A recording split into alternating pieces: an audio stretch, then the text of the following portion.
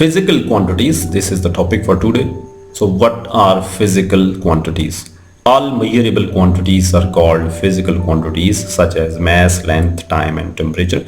That is, all those quantities which can be accurately measured with some device are known as physical quantities, and mass, length, time and temperature are its common examples. A physical quantity possesses at least two characteristics in common. A physical quantity has all physical quantities have minimum two characteristics which are common, and one of them is its numerical magnitude, and the second one is the unit in which it is to be measured. For example, if the height or length of a student is to be measured and it is 104 centimeter, then here 104 is its numerical magnitude, and cm, that is the centimeter, is the unit in which the height of that student is measured. Similarly, when a grocer says that each bag contains 5 kilogram of sugar, then here 5 is its numerical magnitude and kilogram is the unit in which that sugar is measured. It would be meaningless to state 5 or kilogram only.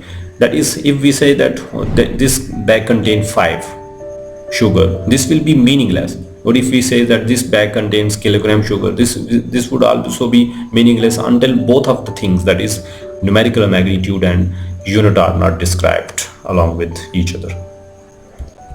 Types of physical quantities. There are three different types of physical quantities. One of them, that is the most important, is the base quantities.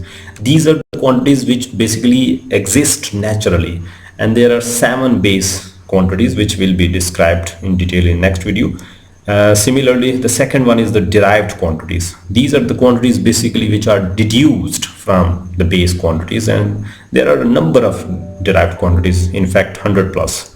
And the third one is known as supplementary quantities. These are also called the geometrical quantities, and these are the two quantities which are neither base quantities nor the derived quantities, and one of them is the plane angle, while the second one is known as the solid angle. In next videos we shall explain in detail each of them. For today, that's it.